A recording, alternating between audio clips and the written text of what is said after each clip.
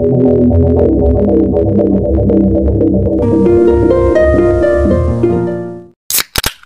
everyone, kembali lagi di channel Weekly Crime Stories yang membahas tentang kisah-kisah kriminal nyata dan penuh misteri.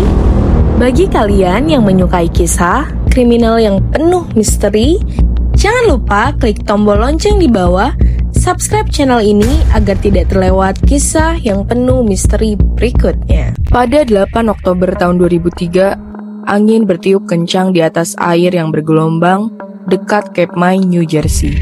Ketika matahari berjuang untuk menembus awan gelap, bagi para nelayan yang berlayar pagi itu, ada pemandangan yang mengapung di atas ombak. Awalnya tidak begitu mengkhawatirkan atau menarik perhatian mereka, hanya mengira itu sampah sisa badai. Tapi di saat mereka mendekat ke arah puing-puing tersebut, suasana berubah mencekam. Yang mereka pikir hanyalah puing, ternyata adalah sebuah tubuh yang sudah hancur oleh air laut dan hampir tidak menyerupai bentuk manusia lagi. Steve Brown, detektif polisi negara bagian New Jersey yang sudah pensiun, menggambarkan mayat itu dengan sangat membusuk. Laut mencoba menyembunyikan bukti, tapi alam memiliki cara sendiri untuk mengungkapkan apa yang ingin disembunyikan manusia. Tubuh itu milik seorang wanita muda, dengan tanda dan kaki yang diikat menggunakan lakban, dan pergelangan kakinya dibebani rantai yang gagal menenggelamkannya. Ini bukanlah tenggelam biasa. Ini adalah pembunuhan. Penjaga pantai Amerika Serikat bergabung dengan polisi negara bagian New Jersey untuk memeriksa tubuh itu. Dengan dugaan kuat, ada pembunuhan yang mencoba ditutup-tutupi dengan rapat. Saat mayat itu dibawa ke darat, pemandangannya membuat para penyelidik merasa ngeri. Rantai logam yang melilit pergelangan kaki korban dengan nomor cap menjadi petunjuk pertama mereka sebuah jejak yang ditinggalkan oleh pembunuh yang ceroboh. Siapapun yang melakukan ini bermaksud agar laut menelan bukti sepenuhnya. Malah justru sebaliknya, laut justru menunjukkannya. Namun, karena terlalu lama mengapung dengan air laut yang asin, membuat sidik jarinya sangat mengkerut, sehingga metode identifikasi tradisional tidak dapat digunakan. Investigator Tistel yang tekun menggunakan teknik yang tidak biasa. Dengan menggunakan jarum suntik, ia menyuntikkan larutan garam di bawah kulit jari yang mengkerut.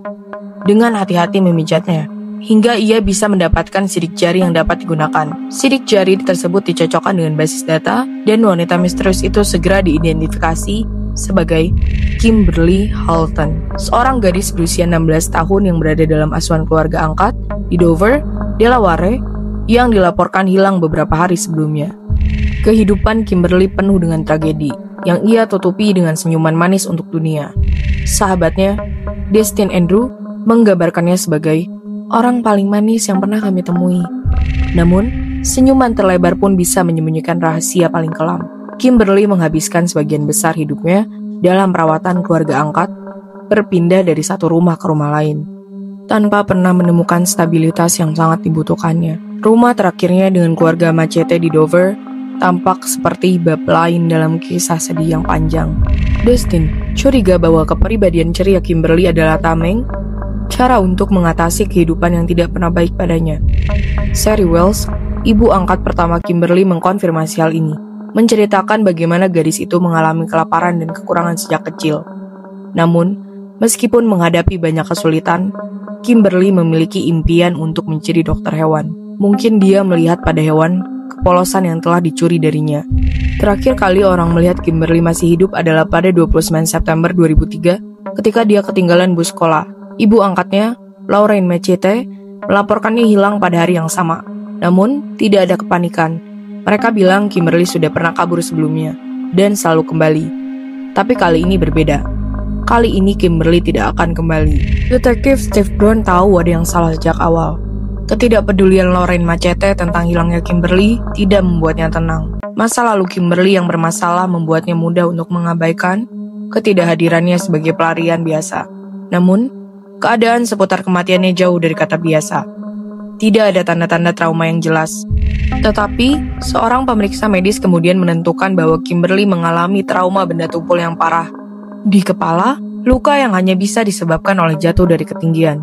Rantai yang melilit pergelangan kaki Kimberly dilacak kembali ke toko peralatan rumah tangga, Louie, di dekat rumah Machete.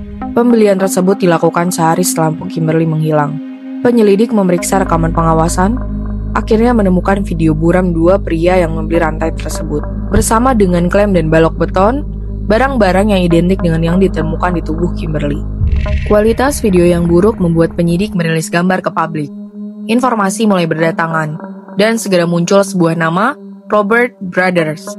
Brothers mengakui bahwa dia berada di toko hari itu, tetapi bersikeras bahwa dia hanya menemani temannya, Jacob Jones, yang membeli barang-barang itu untuk angkat beban. Penjelasan tersebut terdengar meragukan, tetapi Brothers tidak mengubah ceritanya.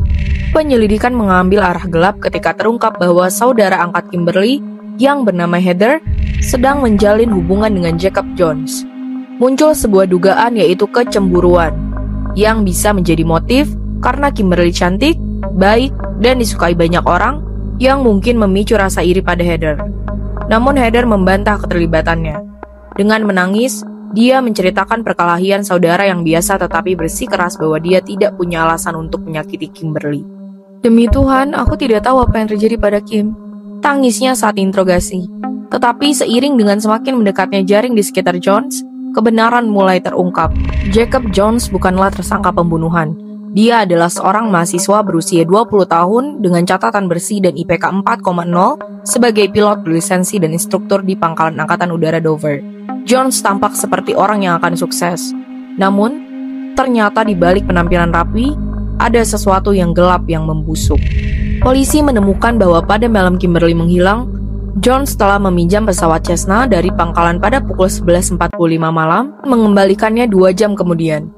Potongan-potongan teka-teki mulai terpasang. Penyelidik menduga bahwa Jones telah meminta bantuan orang kedua, mungkin Brothers, atau mungkin orang lain untuk membawa tubuh Kimberly ke dalam pesawat. Mereka terbang di atas Samudra Atlantik, di mana Jones, dalam tindakannya terakhirnya yang kejam, mendorong tubuh tak bernyawa gadis itu dari langit. Pada 20 Oktober 2003, ayah Jacob Jones menelpon polisi dengan panik. Putranya mengunci diri di kamarnya dan tidak mau keluar. Saat pintu akhirnya dibuka paksa, sudah terlambat. Jacob telah mengakhiri hidupnya dengan senapan. Namun, sebelum menarik pelatuk, dia mengaku kepada orang tuanya. Dia dan seorang pria lain, Michael Kaiser, telah membunuh Kimberly Holton. Ayah Jones menceritakan pengakuan mengerikan itu kepada detektif. Kimberly katanya telah menyebabkan masalah di rumah tangga Macete, terutama antara Jones dan pacarnya, Heather. Sesuatu dalam diri Jones patah. Dia merasa harus mengatasi masalah ini dan meminta bantuan Kaiser, rekan kerjanya di area pacuan kuda setempat. Michael Kaiser ditangkap keesokan harinya. Saat interogasi, dia mengatakan kepada penyelidik bahwa Jones memaksanya untuk ikut serta dalam pembunuhan itu. Pada malam 29 September, Kaiser menjemput Kimberly di sebuah toko Wawa setempat dengan dalih membawanya untuk berbicara dengan Jones. Mereka pergi ke sebuah motel budget inn, tempat Jones menunggu. Ketika Kimberly masuk ke dalam, Jones menyatakan niatnya dengan jelas. Dia ingin gadis itu mati. Ketika Kaiser menolak membantu, Jones mengancam akan membunuhnya. Karena ketakutan, Kaiser akhirnya menurut. Dia menahan kaki Kimberly, sementara Jones mencekiknya dengan kabel telepon dan membekapnya dengan bantal. Ruangan itu sunyi, kecuali suara nafas terakhir Kimberly. Jones dan Kaiser membawa tubuh Kimberly ke dalam bagasi mobil, di mana tubuh itu diyakini dibiarkan hingga mereka bisa menerbangkannya di atas lautan. Rencananya dipikirkan dengan matang, namun akhirnya cacat. Mereka tidak mengantisipasi kekuatan dampak saat tubuh Kimberly jatuh ke air. Balok beton yang dimaksudkan untuk menenggelamkannya hancur, memungkinkan tubuhnya mengapung ke permukaan dan mengungkapkan kejahatan mereka yang keji. Berikut adalah kisah tragis seorang gadis cantik bernama Kimberly yang dibunuh oleh pacar dari saudara tirinya karena merasa hubungannya terganggu. Bagaimanapun itu adalah nyawa orang yang telah direnggut dari kehidupannya. Rest in peace Kimberly, semoga tidak ada Kimberly lainnya. Karena ketika kalian merasa terganggu oleh suatu hal, jangan sampai kalian berlaku atau bertindak di luar batas manusia.